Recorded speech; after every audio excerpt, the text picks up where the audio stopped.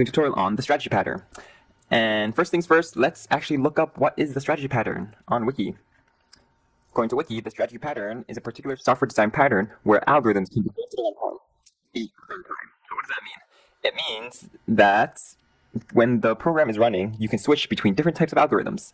A perfect example of this is a game. A character has a weapon, and let's say he has a sword. During the game, you may say, sword sucks, I'm going to use axe. So you switch from one algorithm to another because a sword has a different algorithm than an axe. And that will be the example that we'll be using. So let's take a look at what the class diagram looks like. So we have the context, which will contain the strategy, which is something abstract. Then we have concrete implementations of the strategy. In our example, the context will be a character, the strategy will be a weapon, and the concrete implementations will be a sword, a weapon, a sword, an axe, or a club. So I guess without further ado, let's start coding. Here I already created a blank project called Strategy Pattern Tutorial. And the first thing we're going to do is we're going to implement the strategy part. Now, for example, our strategy is just a weapon. So we're going to create an abstract interface, or not an abstract interface, but something abstract, such as an interface. And we'll call it weapon. Now, in order to use a weapon, in order to use a strategy pattern, we have to define a method that all concrete classes that implements this interface must use. So in our example, we're just going to call it use. We're going to use a weapon. Okay, so far so good. We have the strategy, at least the first part down. Now we need the concrete example. In our example, we're using sword.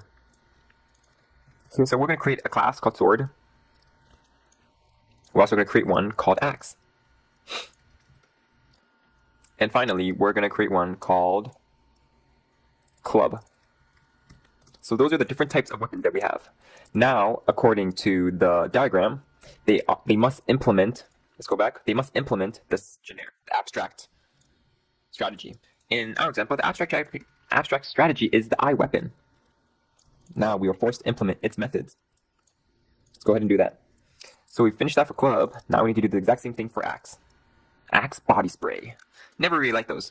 Anyways, then we're going to go with swords, which is actually my favorite, because I'm usually a sword user in most MMORPGs. Usage type expected. What is wrong with this?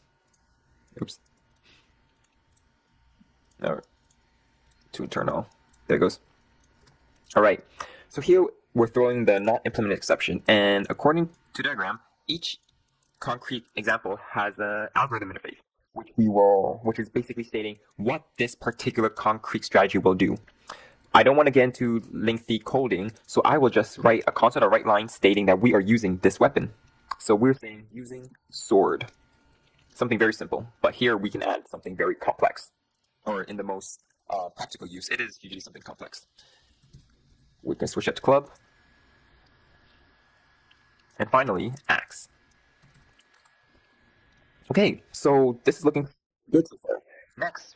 Okay, we have the concrete examples, we have the strategy, now we need the context. Our context would be our character. So let's create a new class, call it character. There it goes, we have character. Now what's going to happen? Well, first off, it needs a reference to a weapon. Let's make it private, because we are object-oriented freaks, right? Next, we have to be able to dynamically switch the weapon during runtime. How do we do that? We create a setter method. And I apologize for sniffling, I kind of have a cold. Well, no, not really a cold, it's allergies. So public, we're going to set the weapon. And with the setter, you usually want to pass the weapon you want to set. So we're going to say it's a new weapon. Don't know why I did there. And then we want to state that our current method, our global one, will be set by the one that we passed in. Alright, finally, we need to use the weapon. So what does the character do with the weapon? Well, we use it to attack. And simply, we're just going to say weapon.use. We're going to use the weapon. Alright, everything is good. We have everything that the strategy pattern has outlaid for us. We have the context, we have the strategy, we have the concrete examples. Next, let's write some code for our program. Here are actually already written some code, so I will just copy and paste this to save us time. Here we have weapon equals null, and a character called Mike Abyss. We're going to make an infinite loop just to repeatedly ask the user to switch weapons. This is supposed to simulate in-game weapon changing. We're going to provide a nice user interface, ask for input, but we're not going to parse it. I could care less. Let's assume the user puts in proper input. Next, we want to invoke the set on mic. We want to set the weapon to the weapon that we chose. Next, we want to use it to attack. And notice here how, it's all seen as an I weapon, but it doesn't matter because when we assign the reference, it will call the specified implementations of each weapon, whether it's a sword, axe, or club. I guess a better way would be to set the weapon.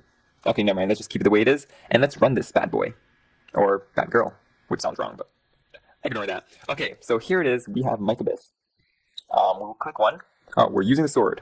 2, we're using the axe. 3, oh, we're using the club. 2, using the axe. 1, using the sword. And I know by looking at this code, it is prone to an error, but we're not going to be concerned about that. What we're concerned about is the strategy pattern, keeping things as simple as possible.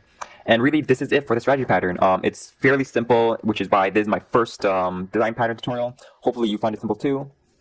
I guess another example of using the strategy pattern would be, in a business sense, would be a reporting feature. Your strategy, suppose you have many reports, report A, B, C, D, E, F, G, and you need to, write it so code is maintainable. New reports keep coming in, and you want to add them in without much hassle. Well, you can use a strategy pattern. Your strategy here would be iReporting, and your concrete examples would be the name of the reports, the Ninja report, the Pokemon report, the something report. And the strategy pattern allows you to add new features and really make your code very maintainable, which is very nice.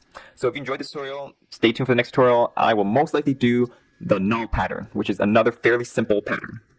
Thank you for watching, and if you like my tutorials, subscribe and like. Thank you. Hey everybody, what is up? Today we'll be doing a design pattern tutorial.